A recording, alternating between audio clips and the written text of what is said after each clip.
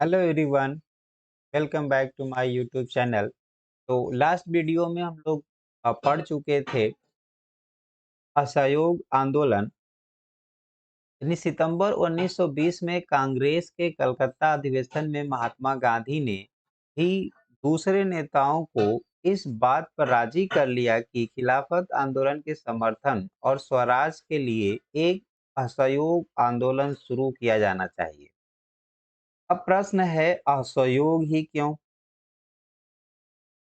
तो अपनी प्रसिद्ध पुस्तक हिंद स्वराज 1909 में गांधी जी ने कहा था कि भारत में ब्रिटिश शासन भारतीयों के सहयोग से ही स्थापित हुआ था और यह शासन इसी सहयोग के कारण चल पा रहा है।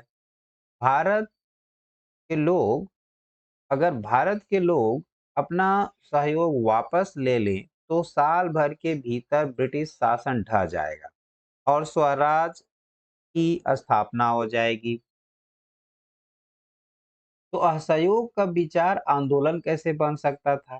गांधी जी का सुझाव था कि यह आंदोलन चरणबद्ध तरीके से आगे बढ़ना चाहिए। सबसे पहले लोग सबसे पहले लोग सरकारी जो सरकार द्वारा दी गई पदवियां लौटा देनी चाहिए। यानी सबसे पहले लोगों को सरकार द्वारा दी गई पदवियां जो हैं वो लौटा देनी चाहिए और सरकारी नौकरियों, सेना, पुलिस, अदालतों, विधायी परिषदों, स्कूलों और विदेशी वस्तुओं का बहिष्कार करना चाहिए। यहाँ बहिष्कार का मतलब है किसी के साथ संपर्क रखने और जुड़ने से इनकार करना या गतिविधियों में हिस्सेदारी, चीजों की खरीद व इस्तेमाल से इनकार करना। आमतौर पर यह विरोध एक ये एक विरोध का रूप होता है। अगर सरकार दमन का रास्ता अपनाती है तो व्यापक सबने अवज्ञा अभियान भी शुरू किया जाएगा। तो 1920 की गर्मियों में गांधी जी और शौकत अली दोनों के लिए समर्थन जुटाते हुए देश भर में यात्राएं की। यानी 1920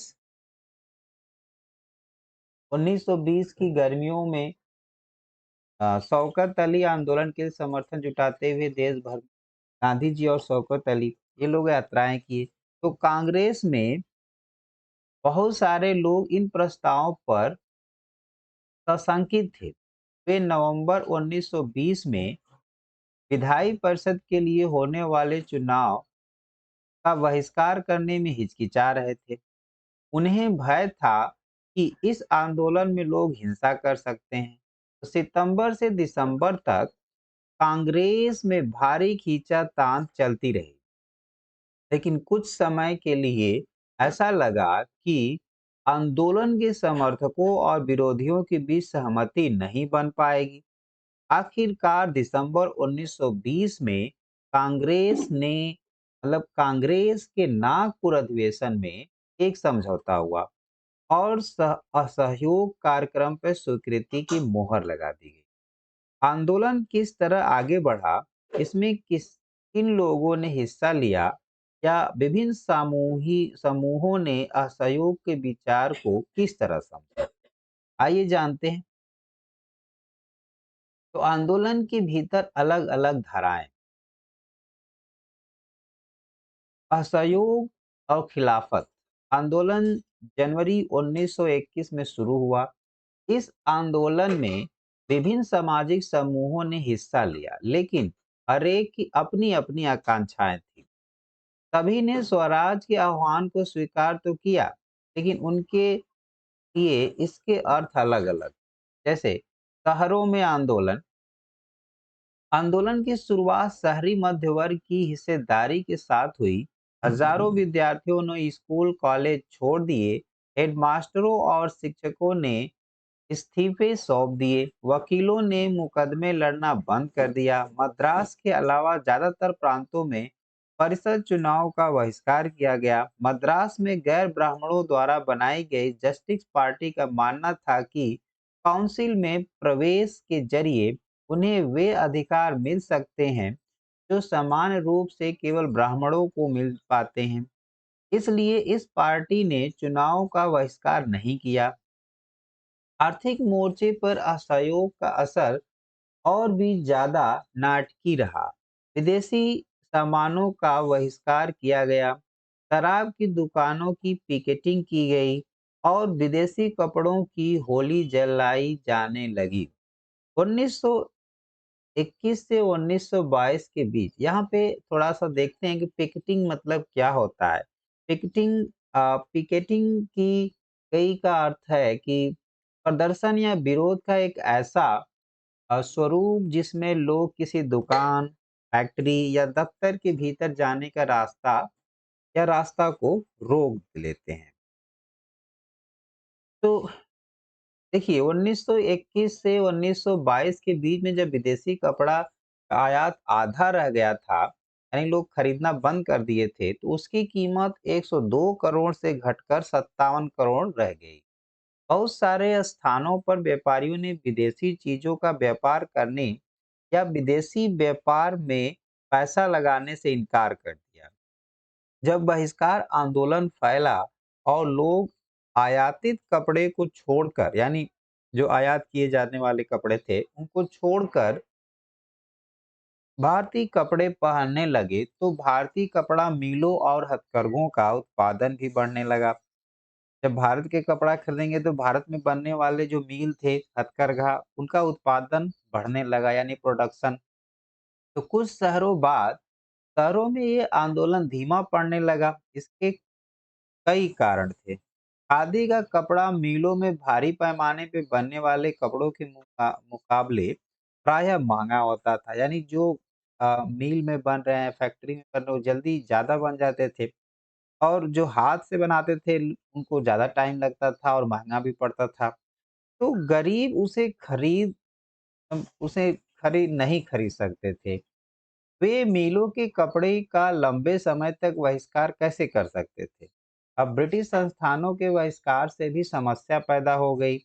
आंदोलन की कामयाबी के लिए वैकल्पिक भारतीय संस्थानों की स्थापना जरूरी थी, ताकि ब्रिटिश संस्थानों के स्थान पर उनका प्रयोग किया जा सके। लेकिन वैकल्पिक संस्थानों की स्थापना की प्रक्रिया बहुत धीमी थी। फलस्वरूप विद्यार्थी और शिक्षक सरकारी स्कूलों में लौटने लगे।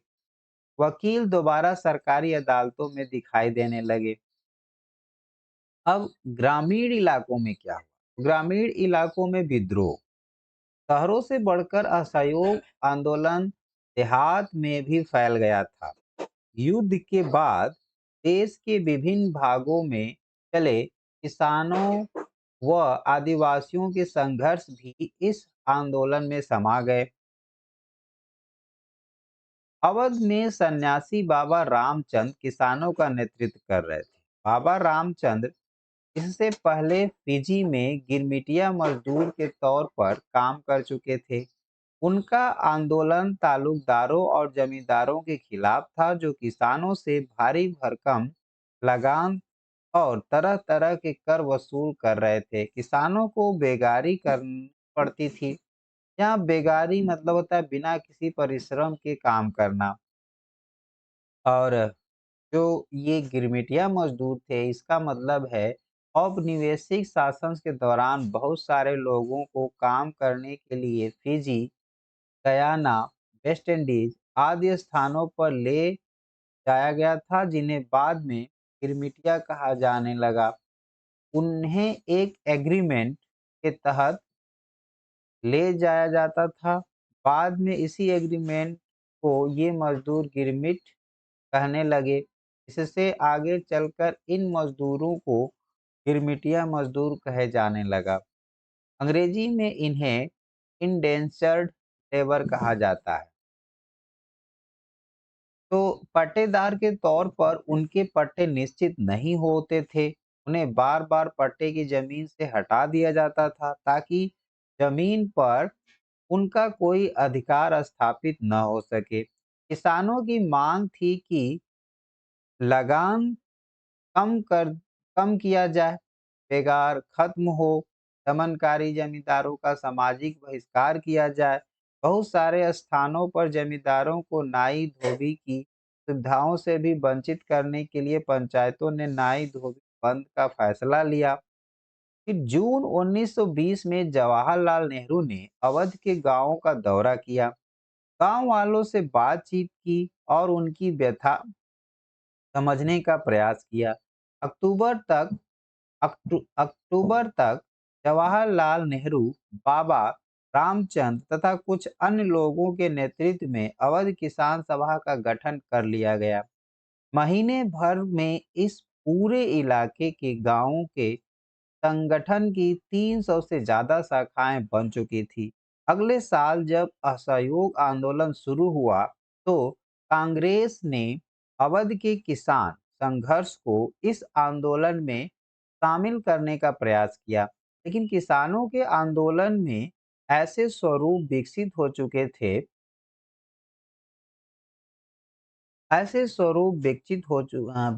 चुके थे जिनसे कांग्रेस का नेतृत्व खुश नहीं था।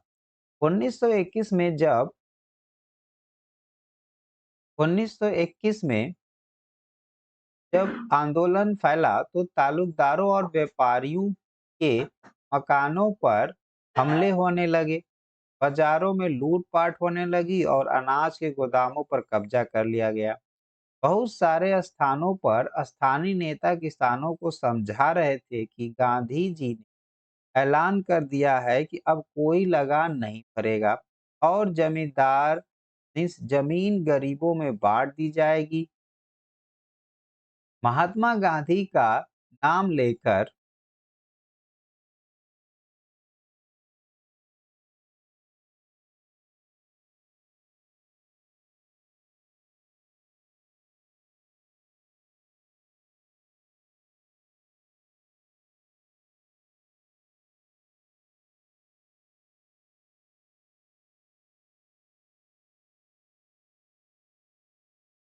हाँ, गांधी जी ने ऐलान कर दिया कि अब कोई लगान नहीं भरेगा।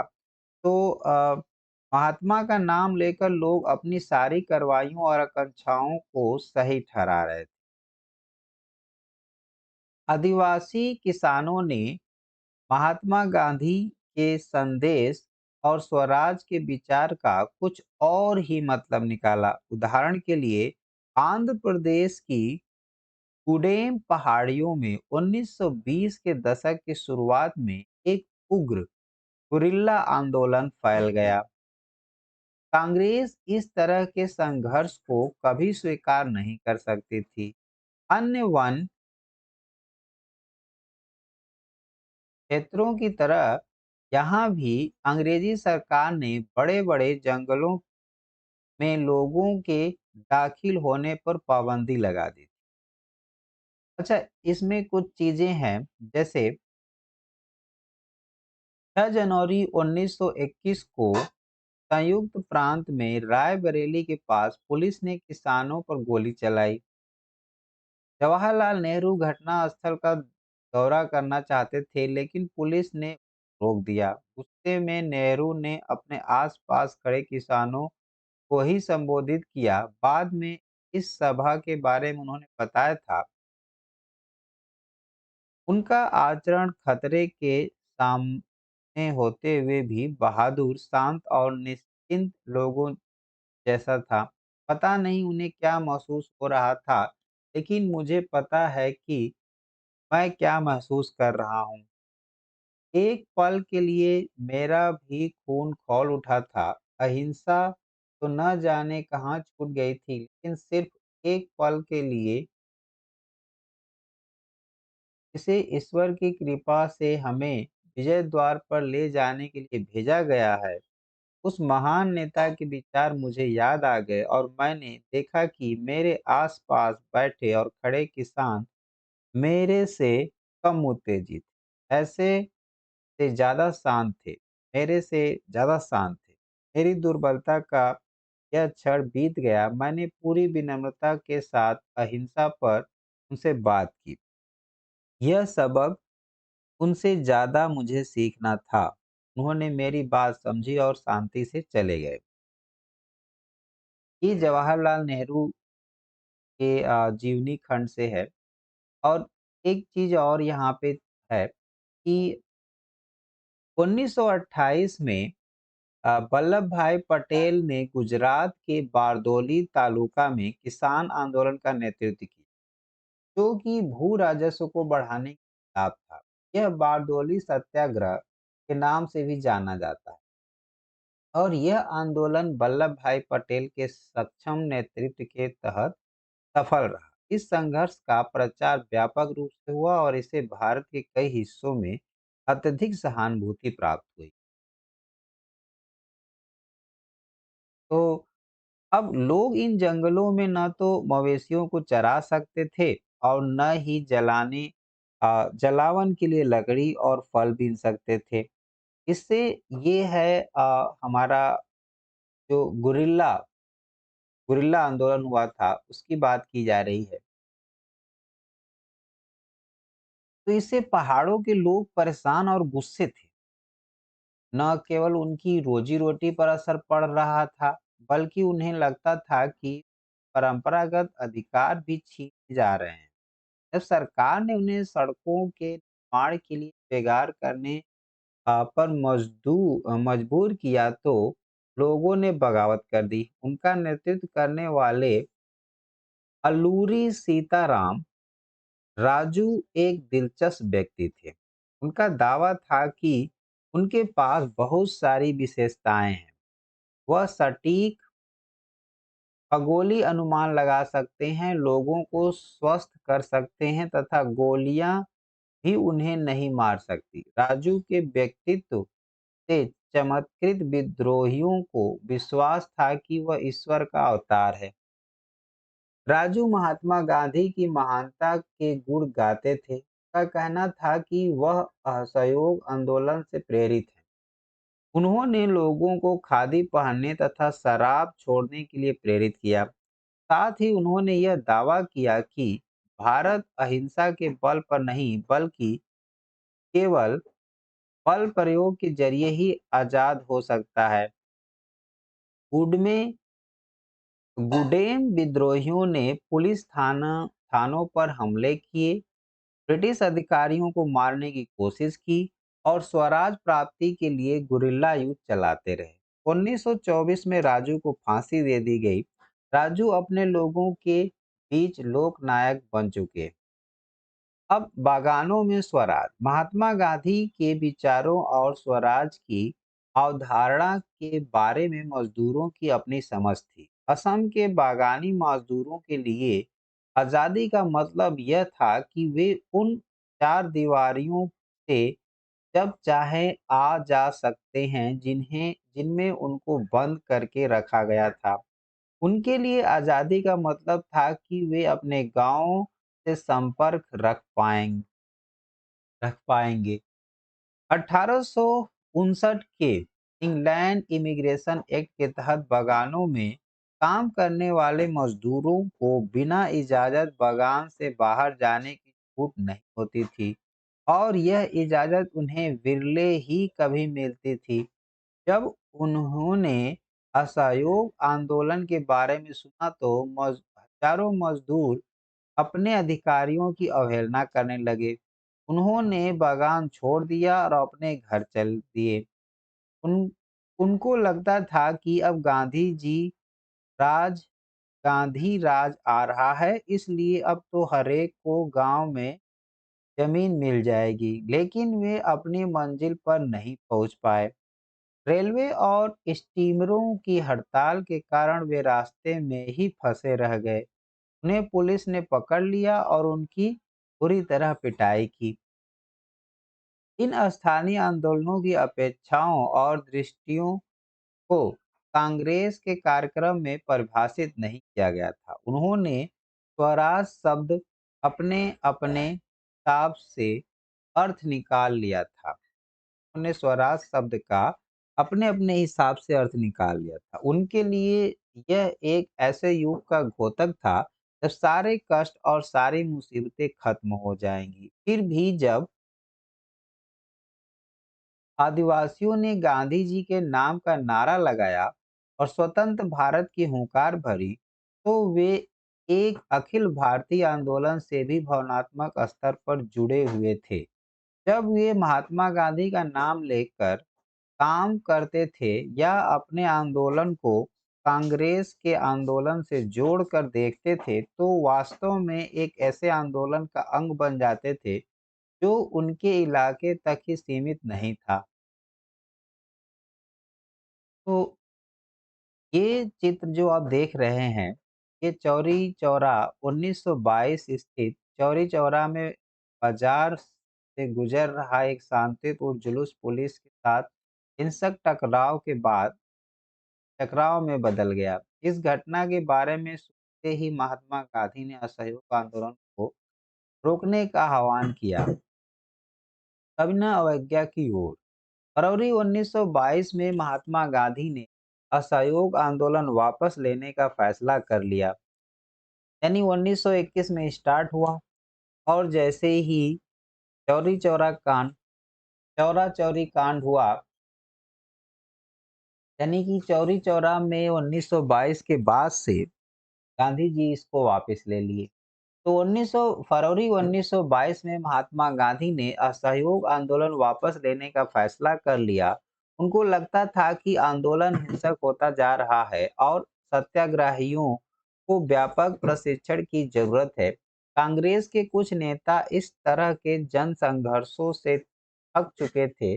वे 1919 के गारमेंट ऑफ इंडिया एक्ट के तहत गढ़ी गठित की कई प्रांतीय परिषदों के चुनाव में हिस्सा लेना चाहते थे। उनको लगता था कि परिषदों में रहते हुए ब्रिटिश नीतियों का विरोध करना, सुधारों की वकालत करना और यह दिखाना भी महत्वपूर्ण है कि ये परिषदें लोकतांत्रिक संस्था नहीं है। सी आर दास और मोतीलाल नेहरू ने परिषद राजनीति में वापस लौटने के लिए कांग्रेस के भीतर ही स्वराज पार्टी का गठन कर डाला। जवाहरलाल नेहरू और सुभाष चंद्र बोस जैसे युवा नेता ज्यादा उग्र आंदोलन और पूर्ण स्वतंत्रता के लिए दबाव बनाए हुए थे। आंतरिक बहस व असहमति के इस माहौल में दो ऐसे तत्व थे जिन्होंने 20 के दशक के आखिरी सालों में भारतीय राजनीति की रूपरेखा एक बार फिर बदल दी। पहला कारक था विश्वव्यापी आर्थिक मंदी का असर, यानी 1926 से कृषि उत्पादों की कीमतें गिरने लगी थी और 1930 के बाद तो पूरी तरह धराशायी हो गई। कृषि उत्पादकों की मांग गिरी और निर्यात कम होने लगा। कृषि उत्पादन मतलब जो भी पौधे कृषि में लोग उगाते थे, अनाज, तो किसानों को अपनी उपज बेचना और लगान चुकाना भी भारी पड़ने लगा। 1930 तक ग्रामीण इलाके भारी उथल-पुथल से गुजरने लगे। इसकी पृष्ठभूमि में ब्रिटेन की नई टोरी सरकार ने सर साइमन के नेतृत्व में एक वैधानिक आयोग का गठन किया, यानी कि एक कमीशन गठन हुआ और राष्ट्रीय आंदोलन के जवाब में गठित किए गए इस आंदोलन को भारत के संवैधानिक व्यवस्था की कार्यशैली का अध्ययन करना था और उसके बारे में सुझाव देने थे। इस आयोग में एक भी भारतीय सदस्य नहीं था, सारे अंग्रेज थे। तो प्रॉब्लम ये भी थी, एक साइमन कमीशन के खिलाफ शांतिपूर्ण प्रदर्शन के दौरान ब्रिटिश पुलिस ने लाला लाजपत राय पर हमला किया। प्रदर्शन के दौरान मिले गहरे जख्मों के कारण उन्होंने दम तोड़ दिया। तो जब साइमन कमीशन यानी कि इनकी अ, कमेटी गठन हुई, तो ये भारत आए। तो 1928 में जब साइमन कमीशन भारत पहुंचा, तो उसका स्वागत साइमन कमीशन वापस जाओ, यानी साइमन कमीशन गो बैक के नारों से किया गया। कांग्रेस और मुस्लिम लीग सभी पार्टियों ने प्रदर्शन में हिस्सा लिया। इस विरोध को शांत करने के लिए वायसराय लॉर्ड इरविन ने अक्टूबर 1929 में भारत के लिए डोमिनियन स्टेटस का गोलमोल सा ऐलान कर दिया। उन्होंने इस बारे में कोई समय सीमा नहीं बताई। उन्होंने सिर्फ इतना कहा कि भावी संविधान के बारे में चर्चा करने के लिए गोलमेज सम्मेलन आयोजित किया जाएगा। इस प्रस्ताव से कांग्रेस के नेता संतुष्ट नहीं थे। जवाहरलाल नेहरू और सुभाष चंद्र बोस के नेतृत्व में कांग्रेस का तेज तर्रार खेमा आक्रामक तेवर अपनाने लगा था। उदारवादी और यहाँ आप देख रहे हैं कि इलाहाबाद में कांग्रेस के नेता की बैठक 1931 यानी महात्मा गांधी के अलावा इस चित्र में आप सरदार वल्लभ भाई पटेल सबसे बाएं, जवाहरलाल नेहरू सबसे दाएं और सुभाष चंद्र बोस बाएं से पांचवें को भी देख सकते हैं। उदारवादी और मध्य मार्गी नेता ब्रिटिश डोमिनियन के भीतर ही संवैधानिक व्यवस्था के पक्ष में थे, लेकिन इस खेमे का प्रभाव घटता जा रहा था। दिसंबर 1929 में जवाहरलाल नेहरू की अध्यक्षता में कांग्रेस के लाहौर अधिवेशन में पूर्ण स्वराज की मांग को औपचारिक रूप से मान लिया गया। तय किया गया कि 26 जनवरी 1930 को स्वतंत्रता दिवस के रूप में मनाया जाएगा। यानी कि ये तय किया गया है कि 26 जनवरी 1930 को स्वतंत्रता दिवस के रूप में मनाया जाएगा और उस दिन लोग पूर्ण स्वराज के लिए संघर्ष की शपथ लेंगे। इस उत्सव की ओर बहुत कम ही लोगों ने ध्यान दिया। अब स्वतंत्रता के इस अमूर्त विचार को रोजमर्रा जिंदगी के ठोस मुद्दों से जोड़ने के लिए महात्मा गांधी को कोई और रास्ता ढूंढना था। तो क्या है स्वतंत्रता दिवस की शपथ 26 जनवरी 1930? तो हमारा विश्वास है कि किसी भी समाज की तरह भारतीय जनता का भी यह एक अहरणीय यानी इनएलिएनेबल अधिकार है कि उन्हें आज़ादी मिले, अपनी मेहनत का फल मिले और जीवन की सभी आवश्यकताएं पूरी हों। इससे उन्हें आगे बढ़ने के परिपूर्ण अवसर मिले। हमारा यह भी विश्वास है कि यदि कोई भी सरकार अपनी जनता को इन अधिकारों से वंचित रखती है और दबाती है, तो जनता को भी सरकार को बदलने या मालूम उसे समूल समाप्त करने का अधिकार है। भारत में ब्रितानी सरकार ने न केवल भारतीय जनता को स्वतंत्रता से वंचित किया है, बल्कि उसने जनता का शोषण किया है और देश को आर्थिक, राजनीतिक, सांस्कृतिक एवं आध्यात्मिक स्तर पर नष्ट कर दिया। इसलिए हमारा विश्वास है कि भारत को अनिवार्य रूप से ब्रिटेन के साथ अपने सभी संबंधों को समाप्त करके पूर्ण स्वराज प्राप्त करना चाहिए। अब तो लोग अपनी सोचने लगे 26 जनवरी 1900 को पूर्ण स्वराज की शपथ लेंगे। तो नमक यात्रा और सविनय अवज्ञा आंदोलन, अब इसमें नेक्स्ट पार्ट है। तो देश को एकजुट करने के लिए महात्मा गांधी को नमक एक शक्तिशाली प्रतीक दिखाई दिया। उन्होंने 31 जनवरी 1930 को उन्होंने वायस सराय इरविन को एक खत लिखा। इस खत में उन्होंने 11 मांगों का उल्लेख किया था। इनमें से कुछ समान मांगे थी, जबकि कुछ मांगे उद्योगपतियों से लेकर किसानों तक विभिन्न तबकों से जुड़ी थी। गांधी जी इन मांगों के जरिए सरकार के सभी वर्गों को अपने साथ जोड़ना चाहते थे, ताकि सभी उनके अभियान में शामिल हो सके। इनमें सबसे महत्वपूर्ण मांग नमक कर को खत्म करने के बारे में थी। नमक का अमीर गरीब सभी इस्तेमाल करते थे। यह भोजन का एक अभिन्न हिस्सा था। इसलिए नमक पर कर और उसके उत्पादन पर सरकारी इजारेदारी को महात्मा गांधी ने ब्रिटिश शासन का सबसे दमनकारी पहलू बताया था। तो महात्मा गांधी का यह पत्र एक अल्टीमेटम यानी चेतावनी की तरह था। उन्होंने लिखा था कि अगर 11 मार्च तक उनकी मांगें नहीं मानी गई तो कांग्रेस सविनय अवज्ञा आंदोलन छेड़ देगी। इरविन झुकने को तैयार नहीं थे। फलस्वरूप महात्मा गांधी ने अपने 78 विश्वस्त वॉलंटियरों के साथ नमक यात्रा शुरू कर दी। यह यात्रा साबरमती में गांधी जी के आश्रम से 240 किलोमीटर दूर दांडी नामक गुजराती तटीय कस्बे में जाकर खत्म होनी थी। गांधी जी की टोली ने 24 दिन तक हर रोज लगभग 10 मील का सफर तय कर किया। गांधी जी जहां भी रुकते, हजारों लोग उन्हें सुनने आते। इन सभाओं में गांधी जी ने स्वराज का अर्थ स्पष्ट किया और आह्वान किया कि लोग अंग्रेजों की शांतिपूर्वक अवज्ञा करें, यानी अंग्रेजों का कहना न माने। 6 अप्रैल को वह दांडी पहुंचे और उन्होंने समुद्र का पानी उबालकर नमक बनाना शुरू कर दिया।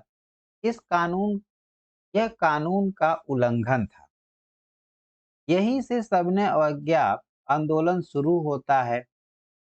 यह आंदोलन असहयोग आंदोलन के मुकाबले किस तरह अलग था? इस बार लोगों ने न केवल अंग्रेजों का सहयोग न करने के लिए बल्कि औपनिवेशिक कानूनों का उल्लंघन करने के लिए आह्वान किया जाने लगा। देश के विभिन्न भागों में हजारों लोगों ने नमक कानून तोड़ा और सरकारी नमक कारखानों के सामने प्रदर्शन किए। आंदोलन फैला तो विदेशी कपड़ों का बहिष्कार किया जाने लगा।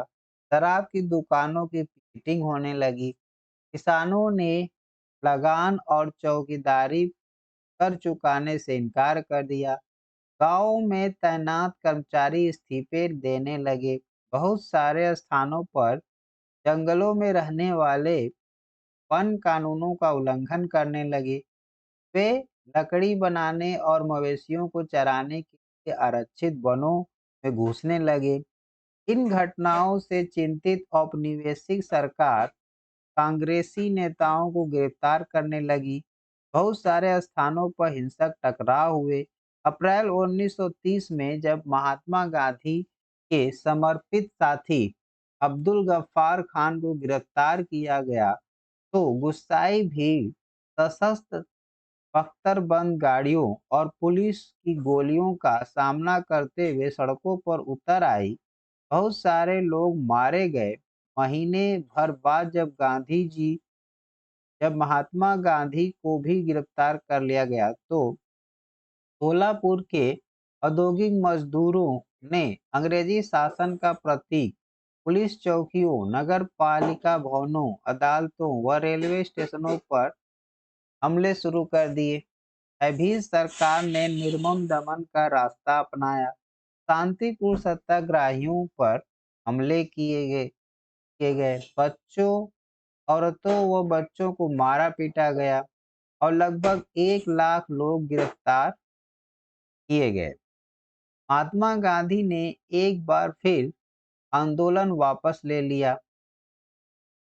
5 मार्च 1931 को उन्होंने इरविन के साथ एक समझौते पर दस्तखत कर दिए। इस गांधी इरविन समझौते के जरिए गांधी जी ने लंदन में होने वाले दूसरे गोलमेज सम्मेलन में हिस्सा लेने पर अपनी सहमति व्यक्त कर दी। पहले गोलमेज सम्मेलन का कांग्रेस बहिष्कार कर चुकी थी। इसके बदले सरकार राजनीतिक कैदियों को रिहा करने पर राजी हो गई। दिसंबर 1931 के सम्मेलन के लिए गांधी जी लंदन गए। यह वार्ता बीच में ही टूट गई और उन्हें निराश वापस लौटना पड़ा। यहाँ आकर उन्होंने पाया कि सरकार ने नए सिरे से दमन शुरू कर दिया है। गफ्फार खान और जवाहरलाल नेहरू दोनों जेल में थे। कांग्रेस को गैर कानूनी घोषित कर दिया गया था। सभाओं, प्रदर्शनों और बहिष्कार जैसी गतिविधियों को रोकने के लिए सख्त कदम उठाए जा रहे थे। भारी आशंकाओं के बीच महात्मा गांधी ने सविनय अवज्ञा आंदोलन दोबारा शुरू कर दिया। साल भर तक आंदोलन चला चला, लेकिन 1934 तक आते-आते उसकी गति मंद पड़ने लगी थी। लोगों ने आंदोलन को कैसे लिया? आइए देखें कि सिविल नाफरमानी या सविनय अवज्ञा आंदोलन में शामिल विभिन्न सामाजिक समूह कौन से थे? उन्होंने आंदोलन में हिस्सा क्यों लिया? उनके आदर्श क्या थे? उनके लिए स्वराज के क्या मायने थे? गांव में संपन्न किसान समुदाय जैसे गुजरात के पाटीदार और उत्तर प्रदेश के जाट आंदोलन में सक्रिय थे। व्यावसायिक फसलों की खेती करने के कारण व्यापार में मंदी और गिरती कीमतों से वे बहुत परेशान थे। जब उनकी नकद आय खत्म होने लगी तो उनके लिए सरकारी लगान चुकाना नामुमकिन हो गया। सरकार लगान कम करने को तैयार नहीं थी, चारों तरफ असंतोष था। संपन्न किसानों ने सविनय अवज्ञा आंदोलन का बढ़ चढ़कर समर्थन किया। उन्होंने अपने समुदाय को एकजुट किया और कई बार अनिच्छुक सदस्यों को बहिष्कार के लिए मजबूर किया। उनके लिए स्वराज की लड़ाई भारी लगान के खिलाफ लड़ाई थी। लेकिन जब 1931 में लगानों के घटे बिना आंदोलन वापस ले लिया गया तो उन्हें बड़ी निराशा हुई। फलस्वरूप जब 1932 में आंदोलन दोबारा शुरू हुआ तो उनमें से बहुतों ने उसमें हिस्सा लेने से इनकार कर दिया। गरीब किसान केवल लगान में कमी नहीं चाहते थे, उनमें से बहुत सारे किसान मजदूरों से पट्टे पर जमीन लेकर खेती कर रहे थे। महामंदी लंबी खिंची और नकद आमदनी गिरने लगी तो छोटे पट्टेदारों के लिए जमीन का किराया चुकाना भी मुश्किल हो गया। वे चाहते थे कि उन्हें जमींदारों को जो भाड़ा चुकाना था उसे माफ कर दिया जाए। इसके लिए उन्होंने कई रेडिकल आंदोलन में हिस्सा लिया, जिसका नेतृत्व अक्सर समाजवादियों और कम्युनिस्टों के हाथों में होता था। अमीर किसानों और जमींदारों की नाराजगी के भय से कांग्रेस भाड़ा विरोधी आंदोलन को समर्थन देने में प्रायः हिचकिचाती थी। इसी कारण गरीब किसानों और कांग्रेस के बीच संबंध अनिश्चित बने रहे। व्यवसायी वर्ग की क्या स्थिति? उन्होंने सविनय अवज्ञा आंदोलन के बारे में क्या रुख अपनाया? पहले विश्व युद्ध के दौरान भारतीय व्यापारियों और उद्योगपतियों ने भारी मुनाफा कमाया था और वे ताकतवर हो चुके थे। अपने कारोबार को फैलाने के लिए उन्होंने ऐसी औपनिवेशिक नीतियों का विरोध किया जिनके कारण उनकी व्यावसायिक गतिविधियों में रुकावट आती थी। वे विदेशी वस्तुओं के आयात से सुरक्षा चाहते थे और रुपया स्टर्लिंग विदेशी विनिमय अनुपात में बदलाव चाहते थे, जिससे आयात में कमी आ जाए। व्यापारिक हितों का संगठन करने के लिए उन्होंने 1920 में भारतीय औद्योगिक एवं व्यावसायिक Congress Indian industrial and commercial Congress और 1927 में भारतीय वाणिज्य एवं उद्योग परिसंघ federation of Indian chamber of commerce and industry FICCI का गठन किया। पुरुषोत्तम दास ठाकुर दास और जीडी बिरला जैसे जाने माने उद्योगपतियों के नेतृत्व में उद्योगपतियों ने भारतीय अर्थव्यवस्था पर औपनिवेशिक नियंत्रण का विरोध किया और पहले सिविल नाफरमानी आंदोलन का समर्थन किया। उन्होंने आंदोलन को आर्थिक सहायता दी और आयातित वस्तुओं को खरीदने या बेचने से इनकार कर दिया। ज्यादातर व्यवसायी स्वराज को एक ऐसे युग के रूप में देखते थे जहां कारोबार पर औपनिवेशिक पाबंदियां नहीं होंगी और व्यापार व उद्योग निर्बाध ढंग से फल फूल सकेंगे।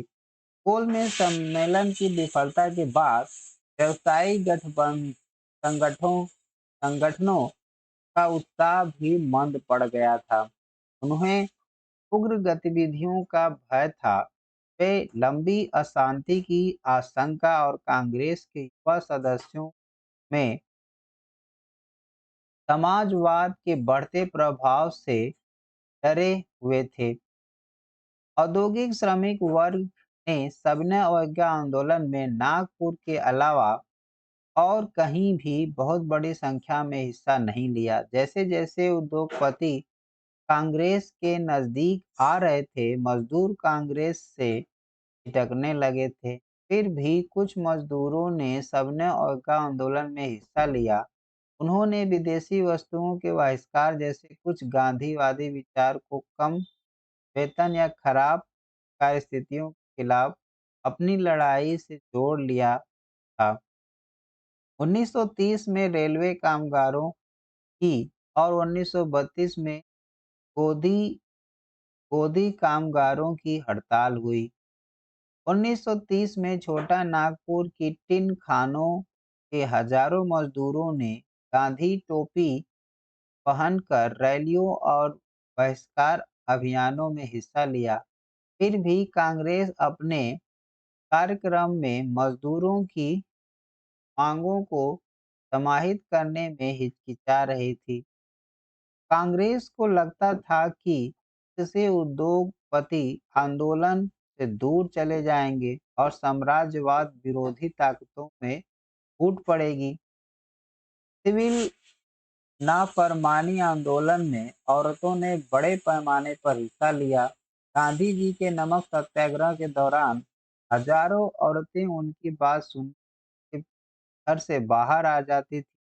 उन्होंने जुलूस में हिस्सा लिया, नमक बनाया, विदेशी कपड़ों व सरकार की दुकानों की पिकेटिंग की। बहुत सारी महिलाएं जेल भी गईं। शहरी इलाकों में ज़्यादातर ऊंची जातियों की महिलाएं सक्रिय थीं, जबकि ग्रामीण इलाकों में संपन्न किसान परिवार की महिलाएं आंदोलन में हिस्सा ले रही थीं। गांधी जी के आह्वान के बाद औरतों को राष्ट्र की सेवा करना अपना पवित्र दायित्व दिखाई देने लगा था, लेकिन सार्वजनिक का कि इस इजाफे का मतलब यह नहीं था कि औरतों की स्थिति में कोई भारी बदलाव आने वाला था। गांधी जी का मानना था कि घर चलाना, चूल्हा-चौका संभालना, अच्छी माँ व अच्छी पत्नी गाँव का निर्वाह करना ही औरत का असली कर्तव्य है।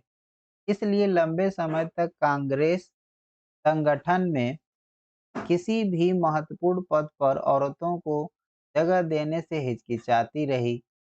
कांग्रेस को उनकी प्रतीकात्मक उपस्थितियों में दिलचस्पी थी। सविनय अवज्ञा की सीमा हम लोग नेक्स्ट वीडियो में देखेंगे।